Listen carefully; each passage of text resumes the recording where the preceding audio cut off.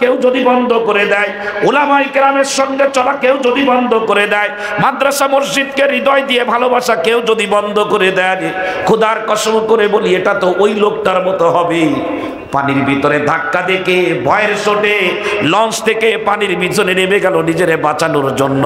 ওই লোকটা পানিতে নামলে যেমন নিজেরে বাঁচাইতে পারবে না, কোরআনের বাহিরে যারা যাবে ওরা দুনিয়াতেও নিজেরে বাঁচাইতে পারবে না, পরকালে জাহান্নামের আগুন থেকেও নিজেরে বাঁচাইতে পারবে না।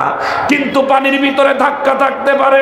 কেউ যদি যানবাহনের ভিতরে মজবুত করে বসে যায়, যানবাহন ছোট হতে পারে, যানবাহন দুর্বল হতে পারে, কিন্তু পানির উপরে ভাসমান ওই যানবাহনের ভিতরে নিয়মতান্ত্রিকভাবে কেউ যদি মজবুত হয়ে বসে যায়, ওই যানবাহন যদি 1 মাস পরে কুলে ভেড়ে ওই লোকটা জমিনে নামতে পারবে, নিরাপদে বাড়িতে পৌঁছাইতে পারবে।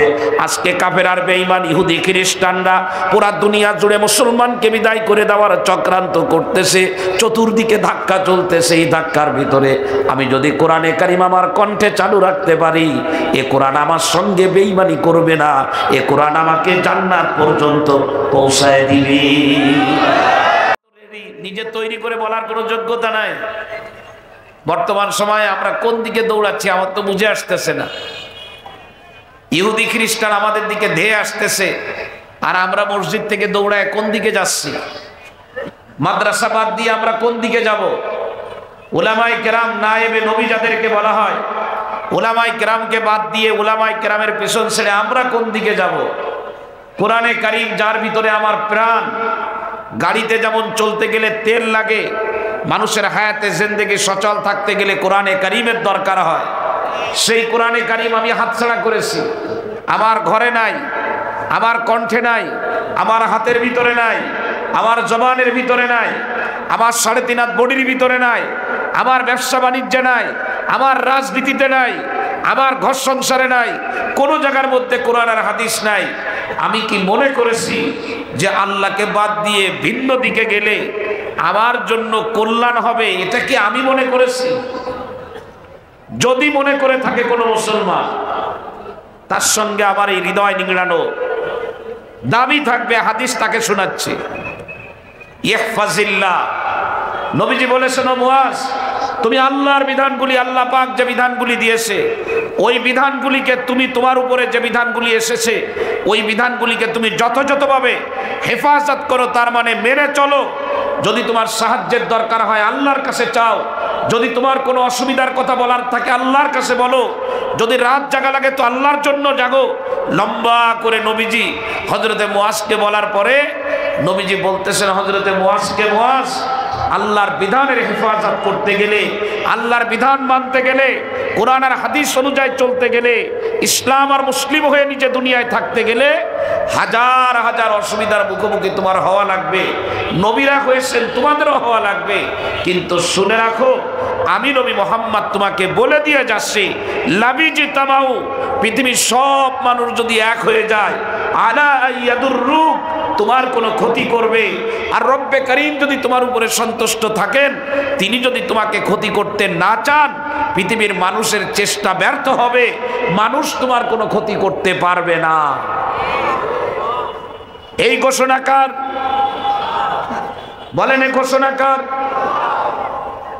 বিশ্ব নবী জনাবে মুহাম্মদুর রাসূলুল্লাহ সাল্লাল্লাহু আলাইহি ওয়াসাল্লাম, যিনি অনার্থক কথা বলতেন না, যিনি বানিয়ে কথা বলতেন না, যিনি নিজের থেকে কোনো কথা বলতেন না, সব প্রণোদিত হয়ে কোনো একটা বিষয়ে যিনি উম্মতকে কোনোদিন বলেন নাই, ওই নবী আল্লাহর পক্ষ থেকে জেনে তারপরে আমাদেরকে বলেন, পৃথিবীর মানুষ এক হয়ে যাবে, আমার ক্ষতি করতে চাবে, আমার আল্লাহ যদি আমার উপরে সন্তুষ্ট হন, পৃথিবীর মানুষ আমার কোনো ক্ষতি করতে পারবে না। মনে করো না ওরা এক হয়ে গেছে তাই আমাকে ক্ষতি করে দিল, এইটা মনে করার কোনো দরকার নাই। হাদিসের এই অংশটুকু যদি বোঝানোর জন্য ভিন্ন দিকে একটু নজর দেওয়া হয়, অসংখ্য ঘটনা চোখের সামনে একেবারে স্পষ্টভাবে আপনি পাবেন। লম্বা আলোচনা করার কোনো সুযোগ নাই, একদম হৃদয় নিংড়ানো কথা। চতুর্দিকে ধাক্কা চলতেছে, পানির ভিতরে প্রচন্ড রকম ধাক্কা চলতেছে, যানবাহন টালবাটাল অবস্থা। কিন্তু আমি ওই যানবাহনে যদি নদী পার হতে থাকি, নদীর পানি ধাক্কা লাগতেছি, ভয় দেখে কোনো লোক যদি নৌকা থেকে নেমে যায়, স্টিমার থেকে নেমে যায়, লঞ্চ থেকে নেমে যায়, কোথায় নেমে যাচ্ছে পানির ভিতরে, বলে নৌকা নড়তেছে, না জানি কোনো অসুবিধাই হয়ে যেতে পারে। এই লোকটা যেমন নির্বুদ্ধিতার পরিচয় দিবে, এই জামানায় কাফের বেঈমানের হুমকি আর ধুমকির সামনে কেউ যদি মাথার টুপিটা খুলে ফেলায় দেয়, মুখের দাড়িগুলি যদি কেউ ফেলায় দেয়, জামাতের সাথে নামাজ পড়া কেউ যদি বন্ধ করে দেয়, উলামায়ে কেরামের সঙ্গে চলা কেউ যদি বন্ধ করে দেয়, মাদ্রাসা মসজিদকে হৃদয় দিয়ে ভালোবাসা কেউ যদি বন্ধ করে দেয়, খোদার কসম করে বলি এটা তো ওই লোকটার মতো হবে। পানির ভিতরে ধাক্কা দেখে ভয়ের চোটে লঞ্চ থেকে পানির ভিতরে নেমে গেল নিজেরে বাঁচানোর জন্য। ওই লোকটা পানিতে নামলে যেমন নিজেরে বাঁচাইতে পারবে না, কোরআনের বাহিরে যারা যাবে ওরা দুনিয়াতেও নিজেরে বাঁচাইতে পারবে না, পরকালে জাহান্নামের আগুন থেকেও নিজেরে বাঁচাইতে পারবে না। কিন্তু পানির ভিতরে ধাক্কা থাকতে পারে। কেউ যদি যানবাহনের ভিতরে মজবুত করে বসে যায়, যানবাহন ছোট হতে পারে, যানবাহন দুর্বল হতে পারে, কিন্তু পানির উপরে ভাসমান ওই যানবাহনের ভিতরে নিয়মতান্ত্রিকভাবে কেউ যদি মজবুত হয়ে বসে যায়, ওই যানবাহন যদি 1 মাস পরে কুলে ভেড়ে ওই লোকটা জমিনে নামতে পারবে, নিরাপদে বাড়িতে পৌঁছাইতে পারবে। আজকে কাফের আর বেঈমান ইহুদি খ্রিস্টানরা পুরা দুনিয়া জুড়ে মুসলমানকে বিদায় করে দেওয়ার চক্রান্ত করতেছে, চতুর্দিকে ধাক্কা চলতেছে। এই ধাক্কার ভিতরে আমি যদি কোরআনে কারিম আমার কণ্ঠে চালু রাখতে পারি, এ কোরআন আমার সঙ্গে বেঈমানি করবে না, এ কোরআন আমাকে জান্নাত পর্যন্ত পৌঁছায় দিবে। ছেড়ে দেওয়ার সুযোগ নাই, একদম ছেড়ে দেওয়ার সুযোগ নাই। আর অনেক ভয় আসবে। ভয়ের আপনি দেখছেন কি? মিডিয়া এখন হাতের নাগালে, মিডিয়া মুসলমানদেরকে মারা হচ্ছে, মসজিদকে অ্যাটাক করা হচ্ছে, কোরআনে কারিম তেলাওয়াত করে তাই তাকে আঘাত করা হচ্ছে। আবার ভিন্ন দিকে একজনকে দাঁড় করিয়ে ভিডিও করে পৃথিবীর এক প্রান্ত থেকে আর এক প্রান্তে সরিয়ে দেওয়া হচ্ছে। কেন? যাতে কোরআন হাতে নিলে যে মারা হচ্ছে এই দৃশ্য পৃথিবীর মানুষ দেখে যেন কোরআন হাত থেকে ছেড়ে দেয়। কেউ যদি ছেড়ে দেয় তার দৃষ্টান্ত হবে ওই ব্যক্তির মতো যে পানিতে ধাক্কা দেখে যানবাহন থেকে পানির ভিতরে নেমেছে। ছেড়ে দেওয়ার কোনো সুযোগ নাই। নবীজি হযরতে মুআজ বিন জাবালকে কতটা ভালোবাসা মহব্বত হৃদয় দিয়ে নবীজি এই কথা হযরতে মুআজকে বললেন, এ মুআজ, স্পষ্টত শুনে রাখো, তোমার দ্বারা যদি আল্লাহর কোনো বিধানের লঙ্ঘন না হয়, আল্লাহ যেটা হালাল করেছেন তুমি সেটা হালাল মনে করো, আল্লাহ পাক যেটা হারাম করেছেন তুমি সেটাকে হারাম মনে করো, আল্লাহ পাক তোমাকে রাতের অন্ধকারে যখন ডাক দেয় তুমি আরামের ঘুম হারাম করে দিয়ে তাহাজ্জুদের নামাজের জন্য দাঁড়িয়ে যাও, আল্লাহ পাকের কোনো বিধান তোমার দ্বারা লঙ্ঘিত হয় না। তুমি শুনে রাখো, পৃথিবীর মানুষ যদি তোমার বিপক্ষে চলে যায়, রব্বে কারীম যদি তোমার উপরে সন্তুষ্ট থাকেন, পৃথিবীর মানুষ ক্ষতি করতে পারবে না, পারবে না, পারবে না। আল্লাহ পাক পৃথিবীর মানুষের চক্রান্তের হাত থেকে তোমাকে হেফাজত করবেন। উদাহরণ দিলে আপনাদের ভালোই বুঝে আসবে। এতটুকু হাদিস, এইটুকু, এই শব্দটা, শুধু এই শব্দটা, বাকি শব্দ না। লাবিজিতামাউ আলা আইয়াদুররু, পৃথিবী এক হয়ে গেছে তোমার ক্ষতি করবে, আল্লাহ যদি না চান করতে পারবে না। এইটুকু, শুধু এইটুকু, বেশি লম্বা বয়ানের দরকার নাই। কেন নামাজ পড়ি না? কেন আমার কণ্ঠ দিয়ে তেলাওয়াতে কালামে পাক বের হয় না? আফসোস করে বলতে হয়, আফসোসের সাথে আফসোস করে বলতেছি, আফসোস করে বলি। একটা সময় ছিল শুদ্ধ তেলাওয়াতের অভাব ছিল, শুদ্ধ তেলাওয়াতের অভাব ছিল, একেবারে শুদ্ধ তেলাওয়াত। হয়তো তাদের উচ্চারণগত ভুল ছিল, তারা শিক্ষিত কম ছিল, কিন্তু গ্রাম অঞ্চলে আমাদের আব্বা, আমাদের মা, আমাদের পূর্বপুরুষ যাদের ছত্রছায়ায় ঔরসে আমরা দুনিয়ায় এসেছি, যে মায়ের গর্ভ দিয়ে আল্লাহ আমাকে দুনিয়ায় পাঠাইছে, ওই মাকে দেখেছি সকালবেলায় রান্নাঘরে ঢোকার আগে জায়নামাজে বসে কোরআনে কারিম হাতে নিয়ে তেলাওয়াত করতেন। বাপকে দেখেছি, বাপ খেতে রওনা হবেন, লাঙ্গল ঘাড়ে নিয়ে আর গরুর সাথে নিয়ে রওনা দেওয়ার আগে কোরআনে কারিম খুলে নিয়ে পড়তেন। হয়তো তাদের ভুল হতে পারে তাদের তেলাওয়াত, কিন্তু কোরআনে কারিমের প্রতি ভালোবাসা, মহব্বত কোরআনে কারীমের আইনের প্রতি তাদের শ্রদ্ধা এত উঁচু পরিমাণে ছিল, রব্বে কারীম তাদের জিন্দেগিটাকে স্বর্ণ দিয়ে মুড়ায় দেওয়ার মতো আল্লাহ তাআলা চমৎকারভাবে তাদের রেখেছিলেন। আজকে আমরা প্রযুক্তিগত দিক থেকে উন্নত, সব দিক থেকে উন্নত, চোর বাটপারের জ্বালায়, বিভিন্ন ধরনের চক্রান্তকারীদের জ্বালায় পুরো সমাজ ব্যবস্থা আজকে অতিষ্ঠ হয়ে যাচ্ছে। ইঞ্জিনিয়ারের অভাব নাই, রাস্তা বানায় বাড়ি যাওয়ার আগে রাস্তায় পুকুর হয়ে যায়, ব্রিজ ভেঙে গেছে রড তালাশ করে পাওয়া যায় না, বাঁশের বাঁশঝাড়ের কুঞ্চি দিয়ে ঢালাই দিয়ে চলে গেছে। কোরআনে কারীম বাইপাস করেছি, জিন্দেগি অন্ধকার হয়েছে। আল্লাহকে সন্তুষ্ট করি, আমার আল্লাহ কিসে সন্তুষ্ট হবে? আল্লাহকে সন্তুষ্ট করা খুবই সহজ, একটু পরেই বলবো। আল্লাহ যদি সন্তুষ্ট হন, আল্লাহকে কি কে আমারে মারতে পারে? কে আমার ক্ষতি করবে? আমার কাছ থেকে ভাতের প্লেট কেড়ে নিবে, দুনিয়ার ভাতের প্লেট আল্লাহ তাআলা আমার জন্য জান্নাতের প্লেটের ব্যবস্থা করে দিবেন। বড় বড় মুহাদ্দিসিনে কেরাম স্টেজের মধ্যে বসা আছে, জিজ্ঞাসা করেন বাল আহইয়াউন ইনদা রাব্বিহিম ইউরযাকুন, কি ব্যাখ্যা করবে? আয়াতের তরজমা কি হবে?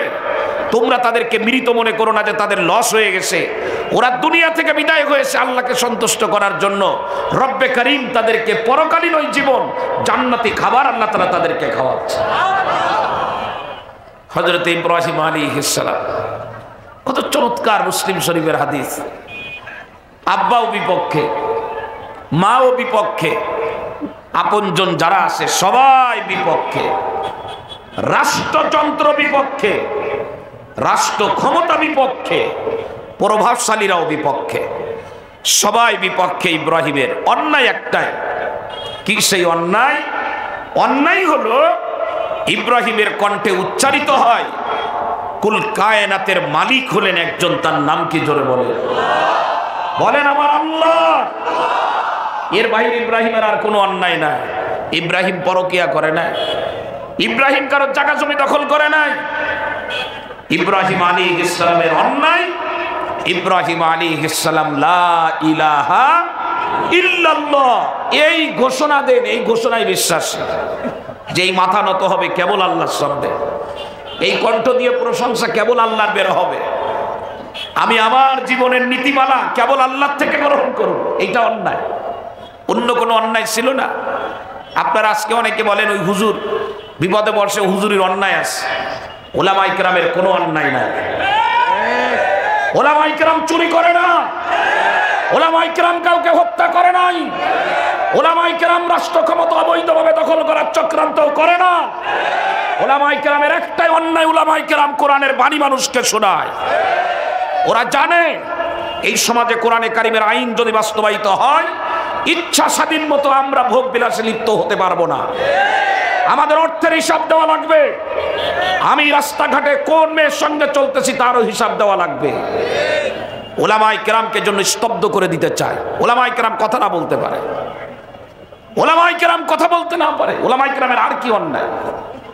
জীবনে কোনোদিন কারো শরীর থেকে রক্ত বের করেছি মনে পড়ে না। যতদিন দুনিয়ায় বেঁচে থাকবো কারোর শরীর থেকে জাররা পরিমাণ রক্ত বের করা আমি মনে করি আমার জন্য বৈধ না। আমি তো এমন এক ধর্ম নিয়ে চলি যে ধর্ম মানুষের শরীরের রক্তের দাম তো দেয় দেয়।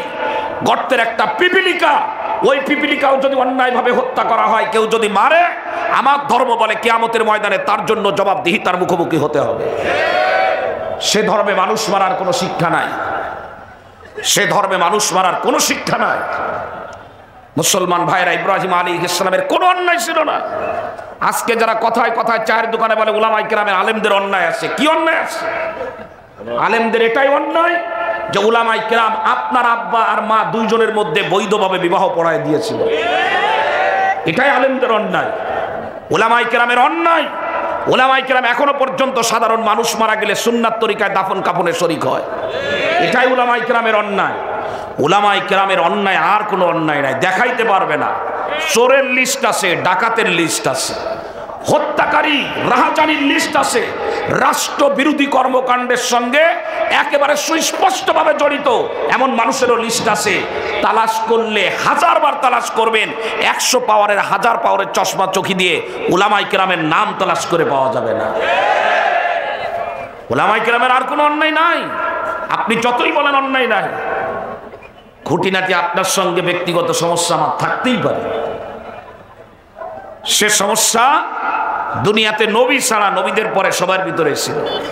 সাহাবায়ে কেরামের মধ্যেও বিভিন্ন খুঁটিনাটি নিয়ে একজনের সঙ্গে একজনের মতবিরোধ হয়েছে, সাথে সাথে রসুলের দরবারে চলে গেছে। আসেন এই ঘটনা? উলামায়ে কেরাম এখানে আসেন, আলেমদের সামনে হাদিস বলার দুঃসাহস আমার নাই। হযরত আবু দারদা এবং সালমান রাদিয়াল্লাহু তাআলা আনহু দুইজনের মধ্যে নবীজি বন্ধুত্ব করায় দিয়েছিলেন। ঝগড়া লাগতেই পারে, আপোষে মনোমালিন্য খুঁটিনাটি বিষয় নিয়ে হতেই পারে, হাদিসের ভিতরে আসছে।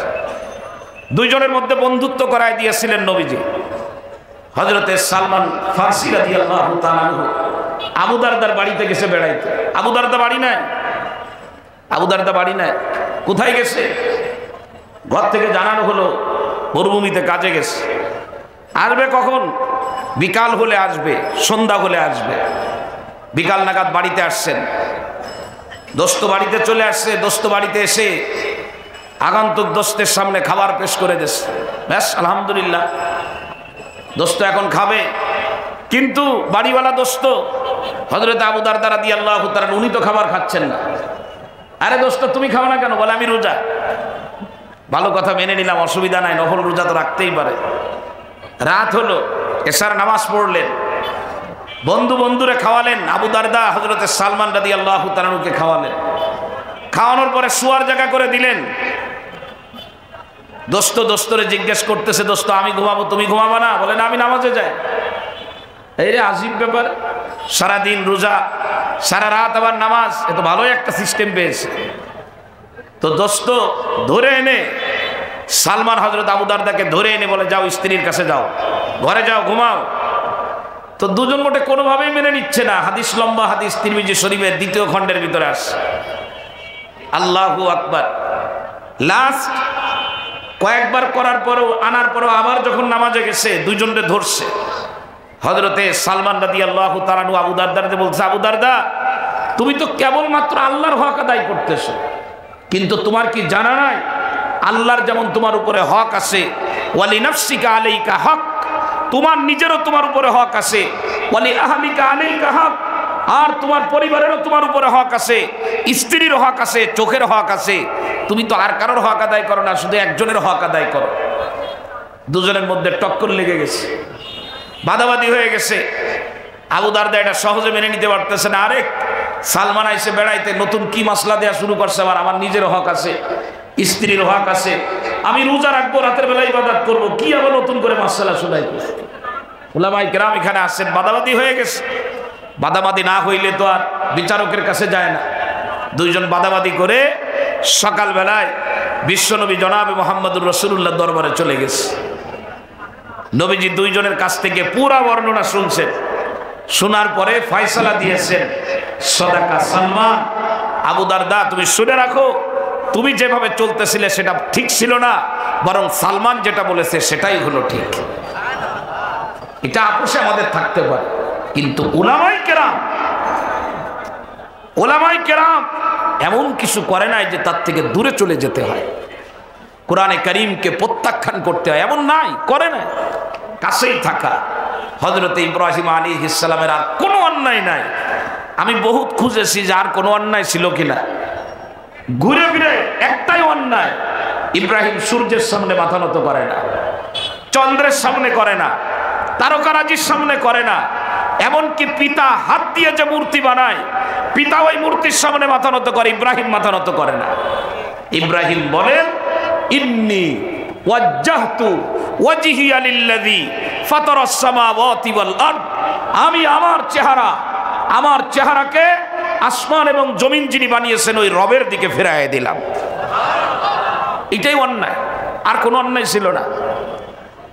মুসলমান কিন্তু আল্লাহ তাআলা তো সন্তুষ্ট, আব্বাও সন্তুষ্ট, মা অসন্তুষ্ট, সবাই অসন্তুষ্ট, কিন্তু আমার আল্লাহ তো আমার উপরে সন্তুষ্ট। ভয় কিসের ভয়? আল্লাহ যদি সন্তুষ্ট থাকে, এলাকার সবাই আমার উপরে অসন্তুষ্ট, এমপি মহোদয় আমার উপরে সন্তুষ্ট, দেশের সবাই আমার উপরে অসন্তুষ্ট, মহামান্য রাষ্ট্রপতি আমার উপরে সন্তুষ্ট, পুরা দুনিয়ার মানুষ অসন্তুষ্ট, কিন্তু পুরা দুনিয়ার মধ্যে যারা নেতৃত্বে একেবারে টপ লেভেলে যারা বসে আছে তারা আমার উপরে সন্তুষ্ট।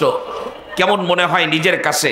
ঠিক কুল কায়নাত, আসমান জমিনের সবাই অসন্তুষ্ট, আমার উপরে আমার আল্লাহ সন্তুষ্ট। আমি সেজদা দিয়ে আল্লাহরে সন্তুষ্ট করেছি, আমার রুকুই আমার আল্লাহ সন্তুষ্ট, আমার জিকিরে আমার আল্লাহ সন্তুষ্ট, আমার কথায় আমার আল্লাহ সন্তুষ্ট। পৃথিবীর মানুষ কি করবে ওইটা দেখার দরকার নাই, রব্বে করিম আমাকে হেফাজত করবে। হযরত ইব্রাহিম আলাইহিস সালামকে কোনোভাবেই যখন ফেরানো সম্ভব হয় নাই, সিদ্ধান্ত নিল, সম্মিলিত সিদ্ধান্ত, ইব্রাহিমকে চিরদিনের মতো দুনিয়া থেকে বিদায় করে দিতে হবে। মুসলিম শরীফের হাদিস, হযরত ইব্রাহিম আলাইহিস সালামকে দুনিয়া থেকে বিদায় করে দেওয়ার জন্য চূড়ান্ত সিদ্ধান্ত নিয়ে যখন তারা আগুন জ্বালালো, ওই আগুনের মধ্যে ফেলাবে, এই কথা আমি বারবার শ্রোতাদেরকে শোনানোর এজন্য চেষ্টা করি।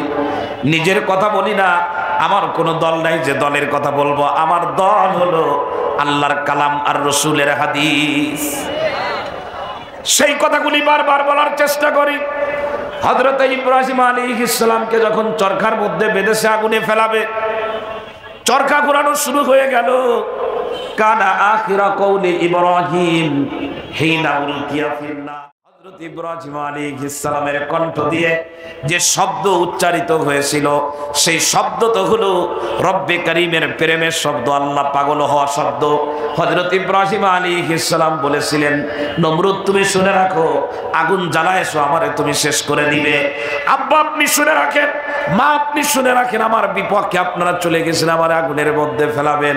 কিন্তু আমি আপনাদেরকে জানাই দিলাম, ভালো করে শুনে রাখেন, কান খাড়া করে শুনে রাখেন, আপনারা আগুনের মধ্যে আমারে ফেলাইতেছেন পোড়ানোর জন্য, কিন্তু এই আগুনের মোকাবেলা আমারে হেফাজত করার জন্য হাসবুনাল্লাহু ওয়া নি'মাল ওয়াকিল, আমার আল্লাহ আমার জন্য যথেষ্ট। কে যথেষ্ট বাবা বলেন না একটু, কে যথেষ্ট? আল্লাহু আকবার। চক্রান্ত হবে, আগুনে ফেলায় পুড়ায় মারবে, এর থেকে আর কি চক্রান্ত হইতে পারে? আমরা তো হাতে তালি দিতাম, ধরা খাইছে হুজুররা, হুজুররা ধরা খাইছে, হুজুরদের বার আগুনের মধ্যে ফেলাবে। আরে ইব্রাহিম আলাইহিস সালামকে আগুনের মধ্যে ফেলাবে। ইব্রাহিম আলাইহিস সালাম আগুনের মধ্যে পড়ার আগে মারে ডাকে নাই, আব্বারে ডাকে নাই, রাষ্ট্রের কাছে মাথা নত করে নাই, বরং গলা উঁচু করে, মাথা উঁচু করে উচ্চ কণ্ঠে বলে দিল, এই শোনেরা, এই আগুনের মোকাবেলায় আমি আমার আল্লাহকে তোদের সামনে পেশ করে দিলাম, হাসবুনাল্লাহু ওয়া নি'মাল ওয়াকিল। এই শব্দটুকু বলছে শুধু। আমরা কি এই শব্দ বলতে পারি? আমরা তো অর্থ জানি না। হাসবুনাল্লাহ, আমার আল্লাহ আমার জন্য যথেষ্ট। ওই আগুনের মোকাবেলা আল্লাহ যথেষ্ট, তিনি উত্তম কর্মবিধায়ক, তিনি রক্ষাকারী, তিনি রক্ষা করবেন। আগুনের মধ্যে ছেড়ে দিল। আগুনের মধ্যে পড়ার আগেই কোরআনে কারীমের 17 নম্বর পারা 6 নম্বর পৃষ্ঠা শেষের দিকে স্পষ্ট বর্ণনা, একদম সুস্পষ্ট বর্ণনা, আল্লাহ তাআলা আগুনকে ডাক দিয়ে বলে দিয়েছেন, হে আগুন, ইব্রাহিম তোমার মধ্যে পড়তেছে, ইব্রাহিমকে তোমার মধ্যে ফেলানো হবে। বলে নাই যে নিভে যাও, নিভতে বলে নাই। যদি নিভে যাইতো, আজকে যারা মাহফিল বন্ধ করতে চায় তারা বলতো আগুন যদি জ্বলতো তো ইব্রাহিম পুড়ে মরতো। আল্লাহ নিভান নাই, আল্লাহ নিভান নাই, বরং আগুন দাও দাও করে জ্বলতেছে। আল্লাহ তাআলা বলে দিলেন, কুনি বারদাউ ওয়া সালামান আলা ইব্রাহিম, ঠান্ডা হও, এমন ঠান্ডা যেটা শান্তি হবে, শান্তিদায়ক ঠান্ডা হও ইব্রাহিমের জন্য।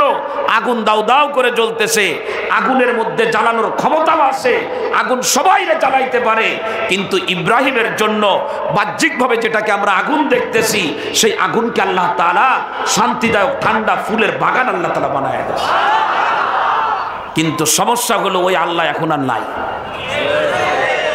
নাই নাই, থাকলেও বাংলাদেশে নাই, ফিলিস্তিনে নাই। কান খাড়া করেন, কান খাড়া করে। ওই পানি আছে যে পানিতে নমরুদ ডুবে মরছে, ফিরাউন ডুবে মরছে। ওই প্রাণী আছে যে প্রাণী নমরুদকে দুনিয়া থেকে বিদায় করেছে। আর ওই মুআজ আর মুআব্বাদও বেঁচে আছে যে আবু জাহেলের মতো নিকৃষ্ট মানুষকে দুনিয়া থেকে বিদায় করেছে। সুতরাং আজকে ওলামায়ে কেরাম, ইসলাম আর মুসলমানের বিরুদ্ধে যদি কেউ চক্রান্ত করতে যায়, তারে বলবো সাগরের কিনারায় দাঁড়িয়ে দেখবেন যে সাঁতরাইতে পারবেন কিনা। প্রাণ প্রিয় মুসলমান ভাইরা, সকাল ধরে চিন্তা করতেছিলাম সাজিয়াড়ার মাহফিলে কি বয়ান হবে। আমরা তো ইসলামী মাহফিল করি সাজিয়াড়া ডুমুরিয়া এলাকায়। কোরআনে কারিমের শুধু আয়াতগুলো দেখতেছিলাম। ওয়া ইদ ইয়ামকুরু বিকাল্লাযীনা কাফারু লিয়ুসবিতুক আও ইয়াকতুলুক আও ইউখরিজুক। সূরাতুল আনফালের মধ্যে নবীকে নিয়ে চক্রান্ত হয়েছে। চক্রান্ত পরামর্শ বসাইছে রসুলকে কিভাবে শেষ করে দেওয়া যায়। কেউ বলে রসুলকে বন্দি করো, আটকায় রাখো, জেলখানায় ঢুকাও, লিয়ুসবিতুক, স্বাভাবিকভাবে জীবনযাপন করতে না পারে। কেউ বলে না, আটকানোর দরকার নাই, হত্যা করে দাও, মেরে ফেলাই দাও, শেষ হয়ে যাক একবারে। কেউ বলে না, একটা কাজ করা যাক, আটকানোও যাবে না, মারাও যাবে না, বরং ঘাড় ধরে মক্কা থেকে বের করে দেওয়া যায়। আমার বিরুদ্ধে যদি এ ধরনের চক্রান্ত হয়, আপনারা বলবেন যে ওনারা ভালো মনে করতাম, উনিও তো ভালো না, তো রসুল ভালো না। আপনি বলেন যে রসুল ভালো না। আপনি যদি হুজুর ভালো হবেন তো আপনার হাত করা কেন হাতে? রাসূল তো, রসুলকে কি খারাপ বলবো নাকি? সুযোগ আছে নাকি বলা? আরে আমি মাঝে মধ্যে আমি আমার একেবারে মানে সাগরের ভিতরে সুচ দিলে যত পানি ওঠে ওইরকম জ্ঞান তো আমার নাই। কারণ আল্লাহ তাআলা বলছে জ্ঞান তো অল্প দেওয়া হয়েছে, তার থেকে আমার কত কম আমি তো জানি, আমারটা আমি জানি। সাহিবুল বাইতি আদরা বিমা ফি, আমারটা আমি জানি, আমার তো কোনো জ্ঞান নাই। আমার কাছে মনে হয় যে কোরআনে কারিমে 25 জন নবীর নাম আছে। এই 25 জন নবীর তো নাম জানি, এবং এর ভিতরে কম বেশি যে সমস্ত নবী মশহুর নবী, বড় বড় নবী বলবো, বা আমার ভাষা আমি যেভাবে বুঝাইতে চাই, তাদের তো জীবনী পড়েছে। হযরত মূসা আলাইহিস সালাম, হযরত ইব্রাহিম আলাইহিস সালাম, হযরত ইউসুফ আলাইহিস সালাম, হযরত হারুন আলাইহিস সালাম, এদের তো জীবনী কোরআন শরীফের মধ্যে আছে, পড়েছি। সবার জীবনী পড়ি। মাঝে মধ্যে নবীদের জীবনীতে বিভিন্ন ঘটনা আছে, যে ঘটনাগুলো নবীদের জন্য সহনীয় ছিল, অনুমোদিত ছিল, কিন্তু নিজের কাছে কেমন জানি মনে হয় যে মূসা আলাইহিস সালাম মালাকুল মউতের থাপ্পড়টা দিল, থাপ্পড়টা দেয়া কি ঠিক হয়েছে? এটা মনে হয় মাঝে মধ্যে, আমার কাছে মনে হয়। মালাকুল মউত আসছে মূসা আলাইহিস সালামের রূহ নেওয়ার জন্য, বুখারীর হাদিস। এসে বলছে যে আমি আপনার রূহ নিতে আসছি। যেই বলছে রূহ নিতে আসার দেশে এক থাপ্পড় একেবারে কান দিয়ে, এটা রূহ নিতে আসছো। থাপ্পড় খেয়ে চোখ বেরোয় যায় অবস্থা, চাপ দিয়ে ধরে আল্লাহর কাছে চলে গেছে। যে বলছে আল্লাহ আমি যে বলছি কেবল যে আপনার রূহ নিতে আসছে, আমার থাপ্পড় দেশে দেখো কি অবস্থা। নবী না হইলে বুঝাই দিতাম যে থাপ্পড়ের ওজন কত। আল্লাহ তাআলা সাথে সাথে আবার ভালো বানায় দিচ্ছে, বলছে আবার যাও। আবার যে বলবা যে আল্লাহ পাঠাইছে, আপনি যাইতে চাইলে আপনারা নিয়ে যাব, থাকতে চাইলে আপনি থাকতে পারেন, কি করবেন আপনার ব্যাপার। তো পরের বার নিয়ে আসছে যে সালাম কালাম দিয়ে বলছে। হযরত মূসা আলাইহিস সালাম বলছে তো থাকলে কি আমি থাকতে পারবো না, যাওয়া লাগবে? বলে আবার যাওয়া লাগবে। তো বলছে নিয়ে যাওয়া, তো আগেই নিয়ে যাও, এক থাপ্পড়। একদম অল্প বয়স, এটা পড়তে তো মানুষ, তো ওনাদের তো কোনো সমস্যা নাই, নবীরা মাসুম, কিন্তু আমি যে মানুষ, আমার কাছে কেমন কেমন মনে হয়। মূসা আলাইহিস সালামকে ফিরাউন দুনিয়া থেকে বিদায় করবে। আল্লাহ তাআলা এক লম্বা ঘটনা কোরআন শরীফের মধ্যে আছে, উলামায়ে কেরাম আপনাদেরকে শোনান। আনিকযিফিহি ফিত তাবুতি ফাকযিফিহি ফিল ইয়াম, বাক্সের মধ্যে ঢুকা, বাক্স পানিতে ফেলায় দাও। মা বাক্সের মধ্যে সন্তানকে রেখে নদীতে ভাসায় দিয়েছে, ভাসতে ভাসতে চলে গেছে ফিরাউনের বাড়িতে। লম্বা ঘটনা, ফিরাউনের বাড়িতে চলে গেছে। ফিরাউন বলে উকতুলুহু, মারো এটারে তাড়াতাড়ি, এটারই আমি স্বপ্নে দেখছি।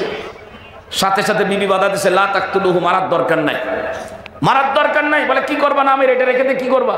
বলে আমার তো সন্তান নাই, দেখি এইটাকে আমি আমার সন্তান হিসেবে লালন পালন করব, এই সন্তান আমাদের অনেক উপকারে আসবে, থাক এইটা। তো রেখে দিয়েছে, বেতন দিয়ে লোক রাখছে, অর্থের বিনিময়ে লোক রেখে, মহিলা রেখে ওই বাচ্চারে দুধ খাওয়াইছে, মানে মা দুধ খাওয়াইছে আর মাসে মাসে টাকা নিচ্ছে। আল্লাহ যদি দেয় তো কান ধরায় তারপরে দেওয়ার ব্যবস্থা করে দেয়। আল্লাহ বলে তুই যারা মারবি সে তোরে মারার জন্য তৈরি হবে, তুই মাসে মাসে বেতন দিবি। আজকে যারা ইসলামকে নিস্তব্ধ করে দিতে চাই, হুঁশিয়ার হয়ে যাও, হুঁশিয়ার হয়ে যাও, তোমাদেরও বেতন দিয়ে দুনিয়ায় থাকা লাগবে। সূর্যের আলো ভোগ করবা, টাকা দিবা, বৃক্ষের ফল খাবা, টাকা দিবা। এই জমিন আল্লাহ তাআলা এত সংকীর্ণ করে দেবে। ওয়ামান আ'রাদা আন যিকরি ফাইন্না লাহু মাঈশাতান দানকা। এত সহজ না, কিছু তো অনুভব করেন। শান্তি নাই ঘরে, আজকে কেন তার শান্তি থাকবে? ওলামায়ে কেরামকে এসে বলে ফু দিয়ে দেন, তাবিজ দেন, হ্যান দেন, ত্যান দেন, থাকবে না। যে ঘর থেকে কোরআনে কারিম বের হয় ওই ঘর থেকে শান্তির ফেরেশতাও বের হয়ে যায়, যে ঘর থেকে হাদিস বের হয়ে যায় ওই ঘরের থেকে আল্লাহ পাকের রহমত আর বরকত বের হয়ে যায়। পকেট ভরা টাকা থাকতে পারে, দোকান খোলা থাকবে না, দোকান খোলা থাকবে টাকা থাকবে না, টাকা থাকবে গাড়ি থাকবে না, গাড়ি থাকবে সিট থাকবে না, ঘরে সুন্দরী বিবি থাকবে কিন্তু আরাম থাকবে না। এটা এখন আর বোঝানোর দরকার হয় না। বাংলাদেশের টেকনাফ থেকে তেতুলিয়া পর্যন্ত বিচ্ছিন্ন ঘটনা দুই একটা ঘটতে পারে, আমি বলবো না ঘটে না, সচরাচর দেখা যায় না কোনো আলেম কোনো মাদ্রাসা পড়ুয়া দিনদার মেয়ে গলায় দড়ি দিয়ে ঝুলে আছে, কেউ তার বুদ্ধির লাইনে স্বল্পতার কারণে কোনো ঝামেলা থাকতে পারে, কিন্তু যাদেরকে আমরা আমাদের মাইল ফলক মনে করি, মুক্তাদা মনে করি, যাদেরকে মনে করি জিনা হল আমাদের জন্য অনুসরণীয় অনুকরণীয়, তাদের ঘরে তাদের মেয়েরা ফ্যানের সঙ্গে নিজের গলায় রশি দিয়ে ঝুলে থাকে। এ নজির আমরা বাংলাদেশে এখন দেখতেছি, গত কয়েকদিন আগে দেখেন নাই? নাম আর বললাম না, যে তো হাজার হাজার মিডিয়ায় চলে যাবে। মুসলমান কোরআন আর হাদিস বাইপাস করে দিয়ে শান্তিতে থাকা যায় না। মাঝে মধ্যে উদাহরণ দিয়ে বোঝায়, মানুষ যদি না বোঝে তো কেমনে কি করবে? মোটর সাইকেল কিনছে শ্বশুর বাড়ি থেকে দেশে, অথবা কোথা থেকে হাদিয়া পেয়েছে, মোটর সাইকেল ঘরে ঢুকাইতে যে এখন দেখে যে মোটর সাইকেলের এই হ্যান্ডেলের যে মানে পরিমাণ দরজা তার থেকে ছোট, ঢোকে না। স্ত্রীকে জিজ্ঞেস করছে কি করা যায়, স্ত্রী বলল তুমি একটা কাজ করে হ্যান্ডেল একটা খুলে ফেলাই দাও। এক পাশের হ্যান্ডেল খুলে ফেলাই দিল, দিয়ে দরজা ঠিক রাখলো। ঘরের ভিতরে ঢুকার পরে মোটরসাইকেল যেখানে রাখবে, মোটরসাইকেলের দুই চাকার যে থিকনেস তাতে ওইটুকু জায়গার মধ্যে কভার করে না।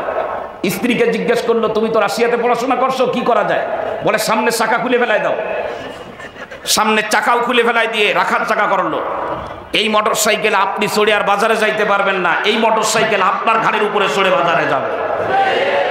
আজকের যারা কোরআন আর হাদিস আর উলামা ইকরামকে বাইপাস করে জমিনে শান্তি আনতে চায়, এই জমিন তাদের ঘাড়ে উঠবে। আল্লাহু আকবার, আল্লাহু আকবার। রাসূল করিম সাল্লাল্লাহু আলাইহি ওয়াসাল্লামকে দুনিয়া থেকে বিদায় করে দেবে, বিদায় করে দেওয়ার জন্য হত্যা করার মতো পরিকল্পনা তারা করলো, রসুলকে দেশ থেকে বের করে দেওয়ার মতো পরিকল্পনা তারা করলো, রসুলকে বন্দী করার মতো পরিকল্পনা তারা করলো। আমরা এটাকে কিভাবে দেখি? আমি ওই সমস্ত নবীদের জীবনীগুলো আমার চোখের সামনে ভাসে। হযরতে মূসা আলাইহিস সালামকে রেখে দিল, বেতন দিয়ে দিয়ে দুধ খাওয়ায় বড় বানাচ্ছে। তো একটু বড় হয়েছে যখন, লম্বা ঘটনা আপনারা জানেন, তাফসিরে মারিফুল কোরআন উর্দুটার মধ্যে আছে। একবার মূসা আলাইহিস সালামের মা সন্তানকে নিয়ে গেছে বিবি আসিয়ার কাছে, কোলে নিয়ে চুমা খাচ্ছে। ফিরাউন দূর থেকে মনে মনে বলতেছে, হয়তো আস্তে আস্তেও বলছে যে আর একজনের সন্তান এত চুমা খা লাগে কি কাজে? বিবি আসিয়া হয়তো ফিরাউনরে বলছে চুমা দিলে কেমন যেন মধু মধু লাগে। বলছে এগুলো ভুয়া কথা, বলে তুমি একটু দেখো কোলে নিয়ে চুমা দাও। ফিরাউন যখন চুমা দিতে গেছে মূসা আলাইহিস সালামের মুখের ভিতরে, মূসা আলাইহিস সালাম বয়সে ছোট হইতে পারে কিন্তু শয়তান চিনতে ভুল করেন না। আচ্ছা করে একটা থাপ্পড় কষে দিয়েছে একেবারে চলের উপরে। এই জন্য বক্তা ছোট হইতে পারে, গরম কথা শুনলে খারাপ মনে করবেন না, আল্লাহ ওরে দিয়ে বলায়, আল্লাহ ওরে দিয়ে বলায়। কারণ আমরা বড়রা যখন বলবো না তো আল্লাহ ছোটরা দিয়ে বলাবে। আমরা যখন জিকির করি না তো খুলনার রায়ের মহল আল্লাহ তাআলা কুকুররা দিয়ে জিকির করায় নেয়। আমরা কোরআনে কারিম তেলাওয়াত করি না তো ছোট ছোট মানুষগুলো তেলাওয়াত করে, আমরা করি না তো কি হবে? কোথায় যেন মাহফিলে গেছি, পিচ্ছি একটাই নে বাপ বলতেছে হুজুর একটু দোয়া করে দেন। আমি মাথায় হাত দিয়ে বললাম যে আল্লাহ তোমার বড় হাফেজ বানাক, ভালো হাফেজ ভালো আলেম বানাক। বাপ দূরের থেকে বলতেছে যে আইলচরা মাদ্রাসা কুষ্টিয়া, এই মাদ্রাসার মুহাদ্দিস তার আব্বা। বাপ দূরে দাঁড়ায় বলতেছে হুজুর তো হাফেজ হয়ে গেছে, তো দোয়া ফেরত নেওয়া লাগে। আমি বললাম বয়স কত? বলে বয়স তো মাত্র 10.5 বছর হয়েছে। 10.5 বছর বয়সে ওই ছেলে হাফেজ হয়ে গেল। এরপর আমি বললাম যে তুমি একটু তেলাওয়াত করে শোনা। আমি মনে করছি না ভয়তে তেলাওয়াত করতে পারবে না। ওরে সুবহানাল্লাহ, সে 2 নম্বর পারা 3 নম্বর পৃষ্ঠা শেষের ওই কঠিন আয়াত শুরু করছে। লাস্ট আমি 100 টাকা না দিয়ে আর পারি না। তো ছোট্ট বাচ্চা কোরআন তেলাওয়াত ওর কণ্ঠ দিয়ে হচ্ছে, আমি পারি না, আমার মতো লোক ছেড়ে দিলে অসুবিধা নাই। শোনেন, আমি গাছের গোড়ায় পানি দিই না, গাছ মরতে পারে, কিন্তু গাছের গোড়ায় পানি দেওয়ার জন্য আসমানওয়ালার রব আছে। এটা মনে করবেন না যে কোরআন শরীফ শেষ হয়ে যাবে, কোনোদিন শেষ হবে না, কোনোদিন শেষ হবে না। মূসা আলাইহিস সালাম দেশে এক থাপ্পড়, থাপ্পড় যে দেশে ফেরাউন থাপ্পড়ের ওজন বুঝে ফেলাইছে, কারণ তো দাড়ি বাংলা মাপ কাটি। মানে স্বাভাবিকভাবে এত ছোট বাচ্চা এইভাবে থাপ্পড় দিতে পারে না, আরো রাজার চলে থাপ্পড় দিচ্ছে। ফেরাউন বলে আমার মনে হচ্ছে এই দিক দিয়ে ছিঁড়ে পড়তেছে একেবারে। ফেরাউন বলতেছে থাপ্পড়েই বলতেছে যে এই হলো সেই বাচ্চা যারা আমি স্বপ্ন দেখছি, তাড়াতাড়ি আরে হত্যা করো। এখন আর বিবি আসিয়া কোনোভাবেই ফেরাউনকে রক্ষা করার চেষ্টা করে ব্যর্থ হচ্ছে। আল্লাহু আকবার। এই সমস্ত ঘটনাগুলো পড়া হয়, মনের ভিতরে অনেক অনেক অনেক অনেক আশা সঞ্চার হয় যে ইনশাল্লাহ আমরা হারবো না। তার কারণ আমরা এমন এক রবের গোলামি করি যে রব তার নিজের পরিচয় দিয়েছেন, ওহুয়া আলা কুল্লি শাইইন। বলে নাই যে দুই একজন বাদ আছে আর বাকি সবার উপরে শক্তিশালী। আল্লাহ সব কিছুর উপরে শক্তি দেয়।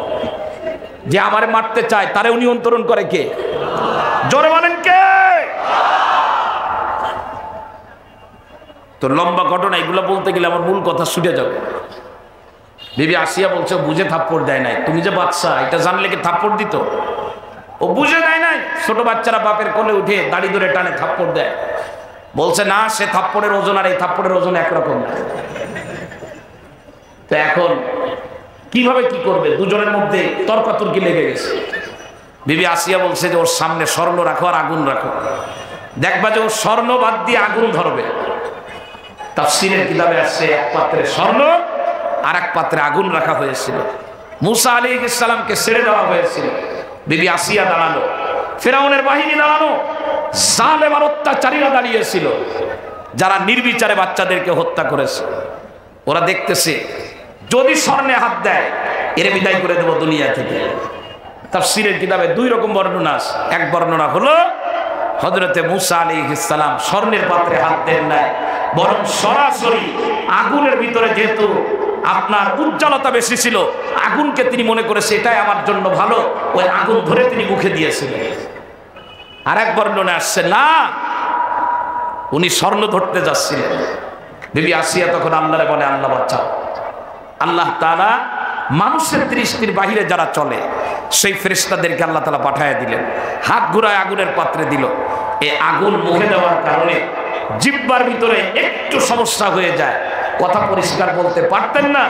এজন্য যখন পরবর্তীতে মুসা ফিরাউনকে দাওয়াত দিতে যায় তো মুসা আলাইহিস সালাম বলেছিলেন ওয়াহলুল উকদাতাম মিন লিসানি ইয়াফকাহু কওলি, আমার অস্পষ্টতার কারণে আমার কথা মানুষ পরিষ্কার বুঝতে পারে না, আল্লাহ এই অস্পষ্টতা দূর করে দাও যাতে আমার কথা মানুষ সহজে বোঝে।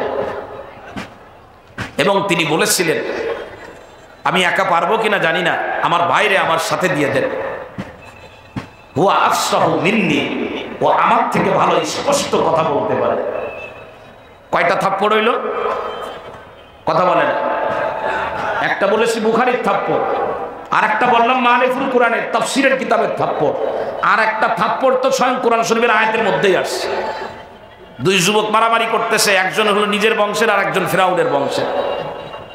প্রথম দিন নিজের বংশের লোকের পক্ষ নেস, ফিরাউনের লোকের বিপক্ষে অবস্থান নিলে, পরে আবার দেখে যে ওই আপন নিজের দলের লোক আবার আরেকজনের সাথে ঝগড়া করে। লম্বা ঘটনা, সূরাতুল কসাসের মধ্যে আছে 20 নম্বর পারা। তো ওই যে ফিরাউনের গোত্রের যে লোক মুসা আলাইহিস সালামের গোত্রের লোকের উপরে জুলুম করতেছিল, ফাওয়াকাযাহু মুসা, একেবারে ফাওয়াকাযা মানে সলের উপরে একটা থাপ্পড় লাগাই দেয়, এক থাপ্পড়ে ফাকাদা আলাইহি, ওটা জায়গায় শেষ হয়ে গেছে। তো যখন মারা গেছে হযরতে মুসা আলাইহিস সালাম আল্লাহরে বলছে আল্লাহ আমি তো থাপ্পড় দিলাম, ও তো মরে গেল, আমি তো ইচ্ছা করি নাই, অনিচ্ছাই হয়ে গেছে। ইন্নী যালামতু নাফসি ফাগফিরলি, রব আমি জুলুম করেছি, আমারে মাফ করে দাও। আল্লাহ তাআলা সাথে সাথে হযরতে মুসা আলাইহিস সালামের মনের অবস্থা জানতে আল্লাহ তাআলা তাকে মাফ করেছে। এইরকম ঘটনা আছে, অন্য নবীদের ব্যাপারে এরকম বলা যাবে। কিন্তু যে নবীকে তোরা মারার চক্রান্ত করো, যে নবীকে এলাকা থেকে বের করে দেওয়ার চক্রান্ত করো, সেই নবীর জীবনী যদি তালাশ করা হয় এমন একটা ঘটনা দেখাইতে পারবি তোরা? কেউই পারবে না।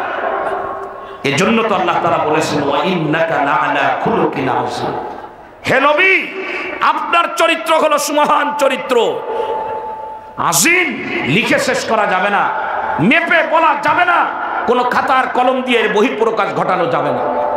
আল্লাহ তাআলা এইরকম চরিত্রের অধিকারী একজন নবীকে বানালেন, যে নবীকে রাতের অন্ধকারে যখন মারার পরিকল্পনা করা হচ্ছে আল্লাহ তাআলা নবীকে জানিয়ে দিলেন যে আপনারে মারবে ওরা সকালবেলা, আপনার ঘরে চতুর্দিক দিয়ে ওরা দাঁড়ানো আছে, চতুর্দিক দিয়ে ওরা দাঁড়ানো, সূর্য উঠবে আর আপনাকে বিদায় করে দেবে। আপনি মক্কায় থাকতে পারবেন না। এই রাতেই আপনাকে হিজরত করে মক্কা থেকে মদিনায় যেতে হবে। মুসলমান, ডুমুরিয়ার মুসলমানেরা, উলামায়ে কিরামকে বলার মতো দুঃসাহস দেখাবো না, আপনাদেরকে বলি, আপনারা হৃদয় দিয়ে কথাগুলি বোঝার চেষ্টা করেন। এতটা কঠিন পরিস্থিতি, ঘরের চতুর্দিক দিয়ে কাফেররা দাঁড়ানো, একজন আরেকজনকে দেখতেছে। সূরাতু ইয়াসিন পড়ার সময় তো বারবার পড়ি, ওয়াজআলনা মিন বাইনি আইদিহিম সাদ্দা ওয়া মিন খালফিহিম সাদ্দা। আল্লাহ তাআলা প্রত্যেকটা কাফেরের সামনে এবং পিছনে প্রত্যেকের জন্য দুটো করে পর্দার ব্যবস্থা করে দিলেন। পিছনেও দেখে না, সামনেও দেখে না। নবীজি আয়াতগুলি তেলাওয়াত করলেন, ফাআগসাইনাহুম ফাহুম লা ইউবসিরুন। আর হাতের ভিতরে বালু নিয়ে ওই বালু দরজায় দাঁড়িয়ে ছুঁড়ে মারলেন। ঘরের চতুর্দিকে দাঁড়িয়ে থাকা কাফের বেঈমানদের মাথায় যে বালু পৌঁছালো, আল্লাহর রসুল দুইজনের মাঝখান দিয়ে বের হয়ে গেলেন। যে আল্লাহ রসুলকে বের করে নিয়ে গেলেন, ওই আল্লাহকে আমরা সন্তুষ্ট করবেন না। কিভাবে সন্তুষ্ট করবেন? বারবার বলেন, কিভাবে সন্তুষ্ট করবেন? আল্লাহ সন্তুষ্ট হবেন কিভাবে? হৃদয় দিয়ে বলে দিয়ে যায়, আল্লাহকে যদি সন্তুষ্ট করতে হয়, রাতের অন্ধকার আর যেন কোনোদিন এমনি এমনি চলে না যায়। কোনো একটা সময় ঘুম ভাঙেন, বিছানা ছেড়ে দেন, রব্বুল আলামিন দুনিয়ার আসমানে এসে আমাদেরকে ডাকেন। আমি কেমনে ঘুমায় থাকি, মোবাইলের মধ্যে স্বাভাবিক কোনো মিস কল আসলে আমার ঘুম ভেঙে যায়, আমি উঠে যাই। অথচ রব আমারে ডাকতেছেন, মিস কল না, সরাসরি কল দিয়ে আল্লাহ আমারে ডাকেন। আমি কেমনে ঘুমায় থাকি তাহাজ্জুদের নামাজ ছাড়া?